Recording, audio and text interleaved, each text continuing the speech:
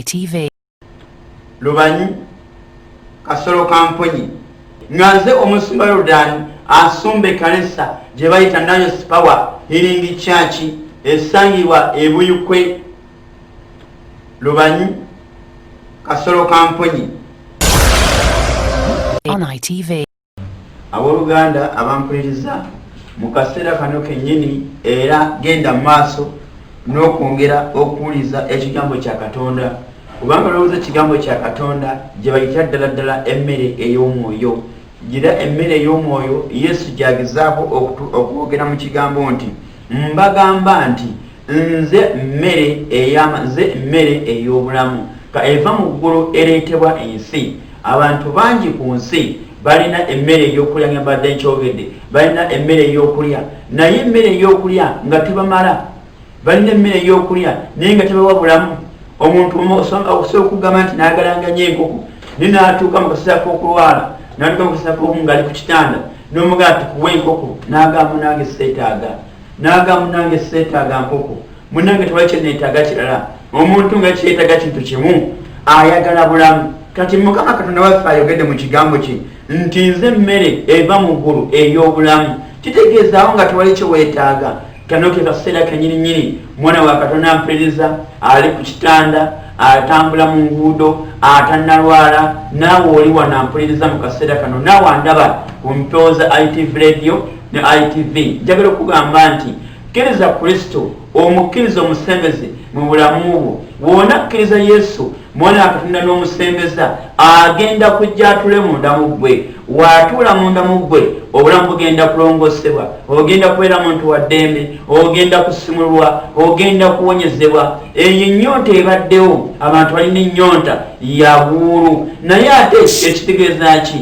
Mukama Katonda nti agamba si kirungi omuntu okubeera nga yekka, anaafunanga munne omubeezi amusaanira. Nabeera nga tebakyayitibwa abantu babiri wabula nga bayitibwa omu. Kitegeeza Mukama ye akwagaza, alina kyagala okugattako, alina kyagala obuyambi gye buli. Abantu balina ennyonta nga gyalina nga Sitaani yabaleetera ennyonta. Amazima ddala yakunywa mwenge, yakola bintu bitagasa, yakola bya bwenzi. Ne wonna anywa amazzi ag'obulamu, ennyonta abadde ennyonta y'ekibi egenda kuggwaawo mu linnya lya Yesu Kristo. Otandike okubeerawo ennyonta ey'obulamu n'emirembe. Ayogedde bw'ati. Tubaddira mu kitabo kyennyini ekya Yokaana essuula 3 kati ate wentuuse awo ne bamugamba nti Mukama waffe tuwe, n'agamba nti tuwenga. Ne bamugamba nti Mukama waffe tuwe bulijjo emmere eyo. Yesu n'abagamba nti nze mmere ey'obulamu. Ajja gye ndi enjala terimuluma, anzikiriza ennyonta terimuluma. Kitegeeza wamala okusembeza mu Kristo munda mu ggwe, njogera ku ggwe, alina okuwejjawejja mu mitima gwo, alina okufuba okulanga bintu olaba tewali magenda g'olina mu bulamu bwo, bintu biringa ebyatabuka. Omuntu ng'ennyonta emuluma talina kyasobola kukola nekitambula bulungi kubanga buli kaseera awulira muli nga tetesemu matevu, awulira nga tateredde. Abantu bangi Sitaani yabaleetera ennyonta mu nsi muno. Bagoba embeera, bagoba obulamu, bagoba embeera nga banoonya okufuna emirembe naye ng'emirembe gibuze, banoonya okufuna essanyu naye ng'essanyu libuze. Oli n'agamba nti mazima ddala kansaddaako omwana wange ono, bwe mala omusaddaaka muweeyo omutameko omutwe mu mizimu, mazima nfune emirembe, mazima nfune obugagga bumpe ssente. Naye ekibi ne kitandika okumulumiriza kubanga si omusaayi ogutaliko musango. Kati nga talina mirembe. Naye njagala okugamba gwe mwana wa Katonda, emirembe giri mu Kristo, essanyu liri mu Yesu. Gwe kyolina okukola kintu kimu, ensi n'okujjula byonna bya Kristo Yesu. Yesu nga lwaki ayogedde mu kigambo kye nti nze mmere ey'obulamu, nze ennyonta gwebuma. Olina kuddukira awali Yesu. Abalina embeera ezasiba mu birowoozo, n'obeerawo ng'owankawanka, n'obeerawo nga toteredde, ogenda mu nnyumba otulo ne tukubula, obeera mu mirimu mazima nga tolabiramu mukisa. Njagala okugamba nti kkiriza Yesu omusembeze, kkiriza Yesu omusembeze agenda kukuwambuza, agenda kukulokola, agenda kukusimulula, agenda kukutereeza, kubanga ye Katonda yakutonda amanyi amajja go ate era yamanyi amagenda go. Ebintu byonna bye weetaaga biri mu buyinza bwa Katonda oyo muyinza ebintu byonna. Kkiriza Yesu olwaleero omusembeze tajja kukoleka kyekimu, mwana wa Katonda. Nze mmanyi nti abantu bangi abanoonya emirembe ne gibabula bagezezzaako okwekolera. Ab'onoosanga omuntu ye nga yeekoledde ekifaananyi ng'asinza agamba kinaamuwa emirembe, naye agenda okulaba nga tekimuwadde mirembe. Amazima gali mu Kristo. Eno y'enjira y'amazima n'obulamu.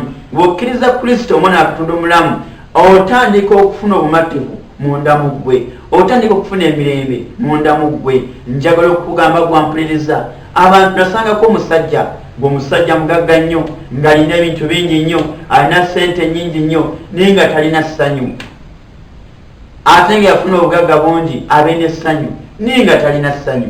Ki ekibeerawo? Lwa nsonga nti mu bugagga bwe yali alina temwalimu Katonda.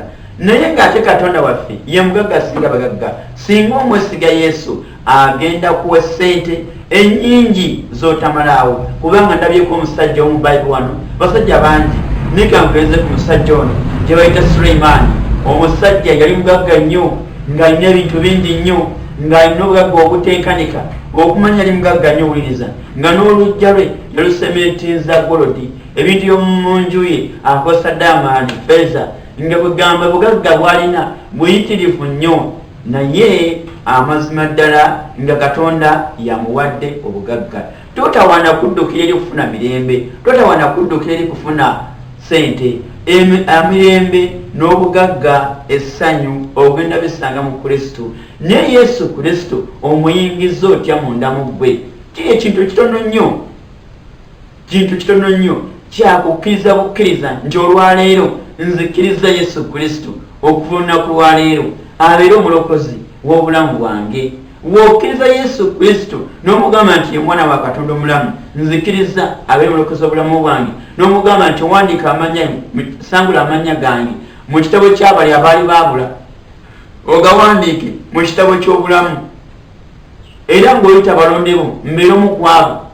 Mazima ddala obeere maze okuyingiza Kristo Yesu mu bulamu bwo. Ekiba kiddako kyakubeera nga atandika kukugabirira, atandika kukunywesa amazzi ag'obulamu, atandika kukuwa mukisa, atandika kukuwa byamagero, kubanga yasobola ebintu byonna. Mwesige kubanga asobolera ddala. Mu kaseera kano kangendeko mu kitabo kijja kuba kya Isaaya, kya Yokaana essuula 4.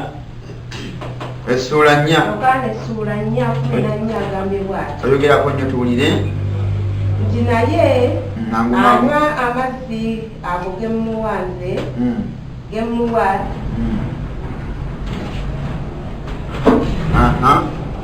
anywa amazzi gemuwa ennyonta terimuluma nate temirembe gyonna.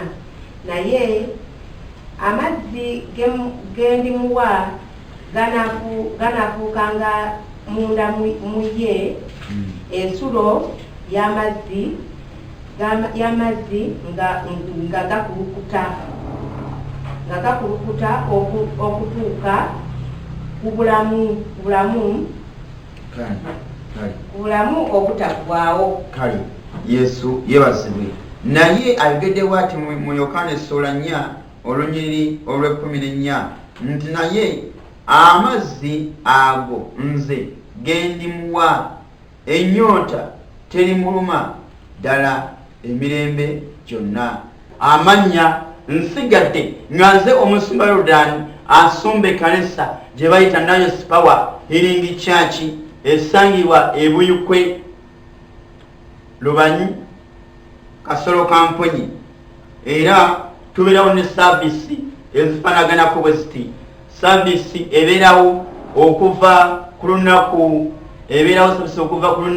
lwa Sande ssaawa 1 ssaawa 3 okutuuka ssaawa 6. Ku lunaku lwa Mande tubeerawo ne saavisi okuva ku ssaawa 1 y'akawungeezi paka 2. n'olwokusatu sseemu yakawungeezi paka 2 paka ennaku ku lwokutaano paka lwa mande saavisi etambula bwetyo naye olwosande okuva ku ssaawa 3 paka ssaawa 6 katonda ono akuuma nga tomuwadde kyakubuguumi nga tomusasudde mazima ddala weyayakuuma ekiro nga weebase ne mu kaseera kano kennyini akunkuumire olabe omukisa weeyagale mazima ddala akundokolere akobulamu butaggwaawo mu bulamu bwa Kristo Yesu singa obeera ng'omukkiriza. Weebale Mukama, weebale Katonda waffe, weebale omuyinza w'ebintu byonna. Amiina era amiina. Nekate kakwatanga. This is ITV Uganda.